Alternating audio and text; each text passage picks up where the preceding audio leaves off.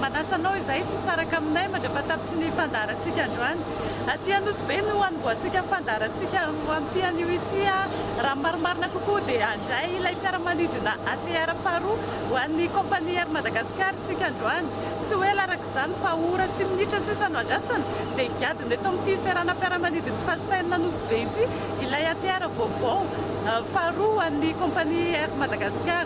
Ankoatr'izay moa dia hoarahanao atao anatin'ny zamirindra ihany koa ireo vaovao samihafa manodidina ny sehatry ny fizahantany ny fitaterana ary ny famantarana toetrandro.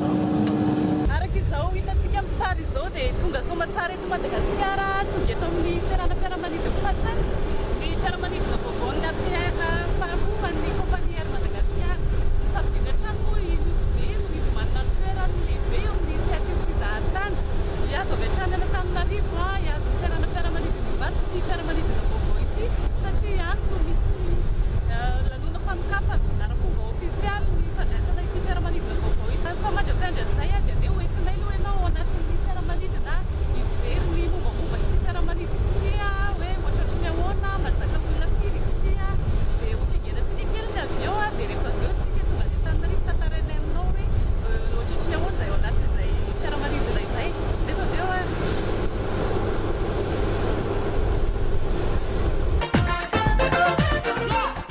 vaovao teny tokany io no azo ilazana ity fiaramanidiny ATR ny kompania mpitaterana anabakabaka Air Madagascar ity raha nigadona teto amin'ny serana fiaramanidina fahasain'ny Anosy Be tsy nendriny ihany fa na ny pitsopitsony samihafa dia vaovao avokoa indrindra ny ara teknika fiaramanidina ATR 72600 faharoa azo tamin'ity taona ity. Niala tany Toulouse zay tamin'ny 5 juin alina zany tamin'ny valora alina tany atoerana dia nanao adiny valo sy roapolo minitra nanivatsivany Mediterranée dia nipetraka tao Egypte dia nanavatsavany Afrika ray manontolo dia mipetraka tao Kenya Nairobi zay ny 6 niainga vao Nairobi zay tankeo tamin'ny 7 maraina dia tonga teto Anosy Be tandrazana androany hariva après-midi zany tamin'ny roa sasany teo. Izay ny teny andalina fanao mafisiny commandant Rive Christian Hatrany fa mifanaraka tanteraka amin'ny filana Air Madagascar eto amintsika ny ATR 72600 no koa tsy misy atahorana amin'ny toetany sy toetrandro eto Madagasikara. Ara-dalàna tsara izy adapté amin'ny exploitation ny Air Madagascar avy voalohany indrindra dia adapté amin'ny hoe fiainantsika ara-sosialy misy eto Madagasikara avy dia izay no nisafidianana an'ilay fiaramanidina. Misy toerana roa amin'ny fitopolo an'ny mpandeha ny ATR 72600 Sotoroa aloha sy aorina 800 kilao ny entana zakany aloha 700 kilao kosa ny aorina mahavita sidina adiny 5 ka hatramin'ny adiny 9 isan'andro eo ary afaka mandeha amin'ny alina raha tsorina dia mifanaraka amin'ny fenitra faran'ny fiaramanidina amin'izao fotoana izao ny ATR 72600 eo amin'ny pitsopitso ny ara teknika. Manatsara ny kalitao hatrany zany ary mba manaraka ihany koa ny fiovaovan'ny ataoko hoe toetrandro sy ny teknôlôjia toy moa zany le atao hoe appareil de nouvelle génération zany ankoatran'ny efa nilazain'ny mpanamory teknika teo dia maro zany ireo ataoko hoe karazana avantage teknika ananany mihoatra amin'ny le aéroplane taloha teo zany fanaizana zany koa ary na eo amin'ny ataoko hoe consommation zany amin'ny mahavaovao azy sy ny karazany dia mazava loatra zany fa azahoana tombony koa zany eo amin'ny exploitation an'ilay izy zany. Ezaka tsy maintsy hatreny Air Madagascar hoy ny taliana generaliny ny anampiany ireo fiaramanidina hampiasaina eto amintsika fa indrindra ny hanomezana fahafahampon'ny mpanjifa. Vita aloha zay ny ataoko hoe dingana voalohany amin'ny ATR mbola hisy ho avy vaovao afaka roa taona zany amin'ny 2017 dia amin'izay zany mba samy mahita tombony daholo na ireo ataoko hoe mpivarotra na ireo mpanjifa zany. Tsy misy okitiana intsony ity fiaramanidina ATR 72600 mitondra ny numéro matricule 5 Romeo EGB ity ankoatra ny fametahana ny loko famantarana na mariky ny kompania mpitanterana anabakabaka Air Madagascar na hoe customisation. Nous sommes à vous accueillir à bord de cette ATR 726 à Madagascar.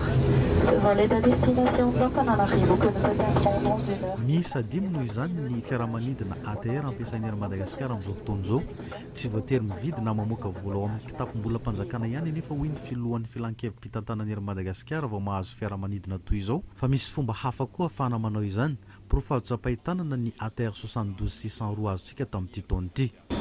Marihana manokana fa tsy misy vola mpanjakana na ariary aza tafiditra amin'ity fa misy montage financier izay anaovan'ny ery Madagasikara amin'ny fanen'ity roplan ity ilay hoe joinisme ny terme technique izay ilazana azy izany hoe ny ery Madagasikara manamory ny ery Madagasikara no manao ny maintenance rehetra ery Madagasikara irery ihany mampiasa azy fa tsy novidiana koa ity.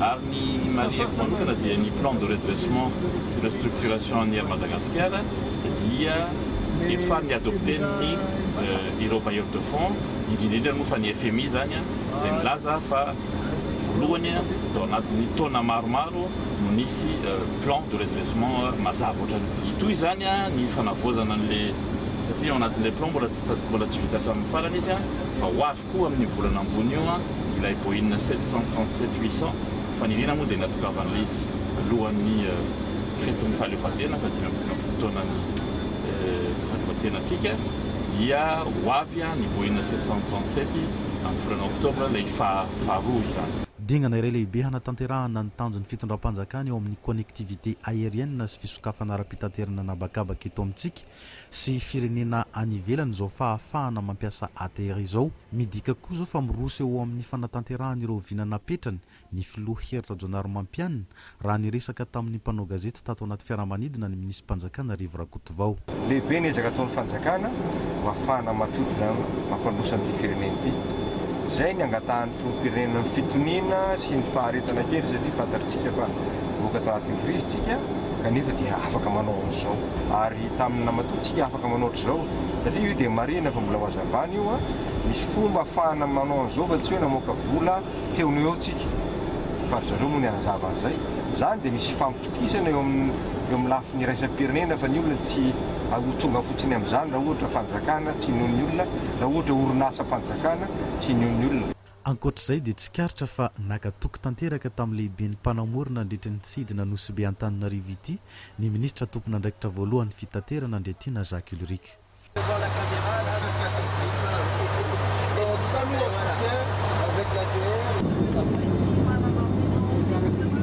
Aiza ho hainao daholo vololona tô tsy hitako mihitsy. Quelle est de tonga tsika? Mesdames, Messieurs, nous commençons la descente vers Antananarivo. La température au sol est de 18 degrés Celsius. Veuillez regagner votre siège et ranger vos bagages dans les racks. Posez les sièges devant vous. Merci.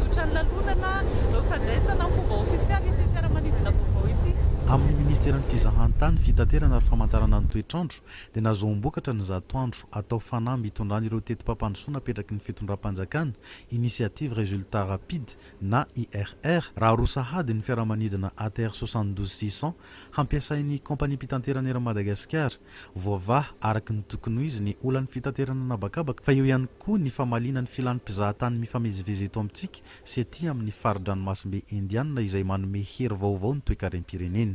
Eo amin'ny 100 izao ny fanambia sy ny ezaka ataon'ny ministera amin'izay herera zay vavolombelon'ny mpiasa hono ny bainga mivadika ka nisy fanamby napetraka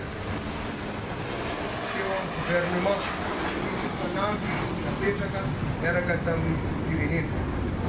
Fanamby io dia ny anatsarana hatrany ny kompania Air Madagascar. Profo ATR zay efa mahazatra an'ireo teknisianina eo anivon'ny Armady roa sahady mitonga ary isaorana ny filakevitra mitantana, isaorana ny kompania satria io tokoa no ilaina amin'izao fotoana izao.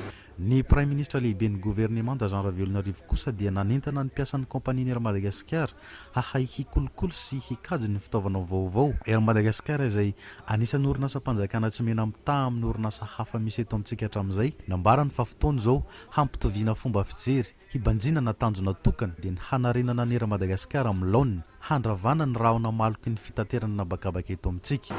Aza manaiky tarity ny sasany amin'ny lalana zay tsy tokony ho alea fa ny marina ihany tokony ho arahana satria isika dia mikatsaka ny ampandroso ny Madagasikara araky ny fitiavan'ny filoham-pirenena ny tanindrazantsika ka dia manainga anareo aho mba ho fitiavan-tanindrazana tanteraka no katsahantsika lalandava soentsika ampandroso ary firenena mararatsika ty.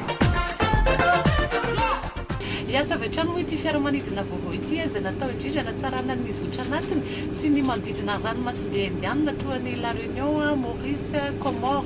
Natao indrindra moa izy ity manana sehatra ny olona fitaterana nabakabaka eto amintsika, eo ihany koa fitaterana ireo mpizahatany mivezivezy eto Madagasikara. Noho ny ezaky ny fitondram-panjakana dia asoma tsara izy ity ary mbola misy ihany koa ny fahazonan'ny fiaramanidina hafa toy ny Boeing izay mbola andraisantsika eto Madagasikara. Ankoatra ny fizahantany araka izany dia azo tombony ihany koa ny toe-karem-pirenena amin'ny ankapobeny satria dia ampitombony amin'ny vaindainy kitapo-mbola mpanjakana ity fahazonan'ny fiaramanidina vaovao ity. Ankoatra ny vaovaon'ny ATR zay dia ndeha hoarahantsika eto anatin'ny zamirindra ihany koa ireo vaovao manodidina sehatra fizahantany sy fitaterana tao anatin'izay roa herinandro tsy nihaonantsika izay. Fanaovatso ny mpiara-miasa ny telon-tonta amin'ny hanokafany indray ny CFTH ao Nosy Be tia ny totosaina teto amin'ny NTH ity. Taorian'ny fananganana ny comité de gestion ny tarihin'ny ministry ny fizahantany Andriatina Jacques Ulrich ny volana febroary lasa teo. Ny fondation Suisse Madagascar ny tompon'ny fotodrafitra azy. I NTH kosa no iantoka ny fampiofanana hatomboka amin'ny fanofanana ireo mpanofana ara-pizahantany misa 12 na formateur de formateur. Aorian'izay dia handray ireo mpianatra toy ny fanaony teo aloha ny CFTH na ny NTH any Nosy Be. Vita zay formation de formateur zay dia sokatra izy io ho an'ny mpianatra.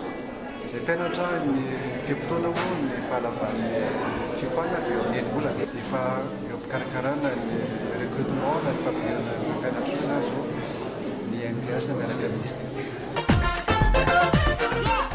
Totosa somatsara taty Maurice ny fifamindrapa-efana teo amin'ny filoha teo alohan'ny Ilvani dia ny ministry ny fizahantany malagasy sy ny filoha vaovao dia ny Prime Ministre lefitra misahana ny fizahantany eto Maurice.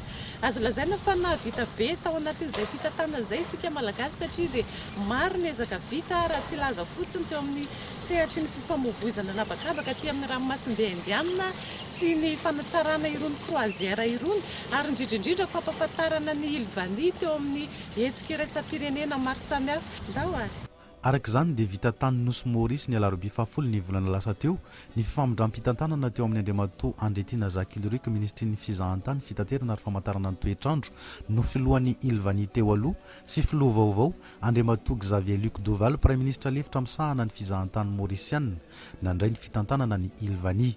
Raha fehezina dia fahombiazana tsy mena mitaha amin'ireo firenena hafa manodidina antsika eto amin'ny ranomasimbe indiana ny fitantanantsika ny Ilvani nandritra izay enim-bolana izay raha ny nambaran'ny filohan'ny Ilvani teo aloha Andriatina Jacques Ulrich. Ny bilan no jerena dia misy ny fandraisana anjara amin'ny fampirantiana maro karazany, misy ny carnaval de Chéché, misy ny salon vao hitantsika teo amin'ny Ilvani tany Madagasikara ny DM, misy ny fandehanana tany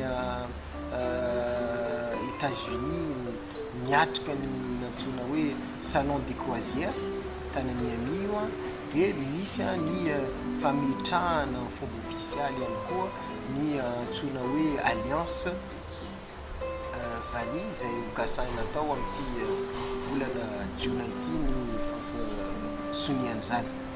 Zany rehetrarehetra zany tanteraka satria misy ny firaisankina, misy ny fijerena mitovy amin'ny sehatra fampiroboroana fizahantany amin'ity zone de l'océan Indien ity.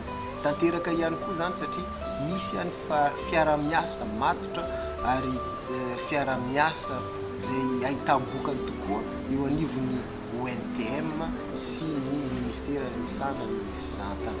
Zany rehetrarehetra zany midika fa anisany priorité tsy neny Madagasikara ihany fa priorité ho an'ny nosy manamorona ny ranomasimbe indiana ny anaovana fanohitra ny fampandrosoana ny sehatra ny fizahantany. Nisy avy hatrany moa ny fivoriam-bena trehin'ireo mpikambana ao amin'ny Ilvanie ka voaresaka manokana tamin'izany ny hampiroboroboana ny fizahantany amin'ireny sambo lehibe ireny na ny bateau croisière, ny fisokajiana trano fandraisam-bahiny, fitandrovana fahadiovana sy fahasalamana ao aminy, fanaraha-maso sy fampandriana fahalemana an-dranomasina, fikajiana ireo torapasika tsokaonirika, fampandrosoana maharitra ny fizahantany ety amin'ny ranomasimbe indiana amin'ny alalan'ny fandraisana anjara amin'ireny fampiratiana ara-pizahantany iraisam-pirenena ireny, fa hetsika vaovao hanatevenana ny fampivoaran'ny fizahantany ety amin'ny ranomasimbe indiana koa ny fanatanjahantena ka anisan'izany ny tournoi de golf à Ilvanie. Donc c'est important pour Madagascar d'être dans ce concept, on va dire, de promotion des Ilvanies. Aujourd'hui a été décidé donc d'appuyer plus la promotion commune, voire de faire peut-être un tourisme sportif, je dirais, sur l'île Maurice avec un tournoi de golf, renforcer aussi sur la promotion des Ilvanies sur le salon Top Reza par un appel à la gastronomie des îles. Donc beaucoup de choses ont été décidées aujourd'hui ici à l'île Maurice pour la promotion de ce label Ilvanie. Important aussi, un des sujets aussi qui nous tient particulièrement à cœur à Madagascar, c'est l'environnement. Il faut protéger donc tous ces attraits touristiques qui, comme je le disais, c'est vraiment le fonds de commerce de Madagascar, mais de toutes ces îles. Donc c'est très important d'être ici aujourd'hui à Maurice, donc d'avoir passé le fanion bien sûr à l'île Maurice, et surtout pour la promotion aussi de Madagascar, ça fait partie d'un enjeu majeur pour notre pays. Aorian'ny fitantanana ny nosy Maurice izao dia ny nosy Comore indray no handray ny fitantanana ny Ilvanie. Dia ireny indray no masakazana tolotra ho anao tamin'ity anio ity tompokilasy tompovavy isaoranay ianao nanaraka anay hatramin'ny farany isaoranay ihany koa ny mpiara-miasa aminay atao anatin'ny fandaharana zahatany. Dia mamy fotoananao indray ary izahay ho amin'ny tapabolany anio toy izao azadiny nefa ny mamerina mijery fandaharantsika ho amin'ny alakamisy ho avy izao eto amin'ny fahitalavitry ny televiziona malagasy hatrany. Velo!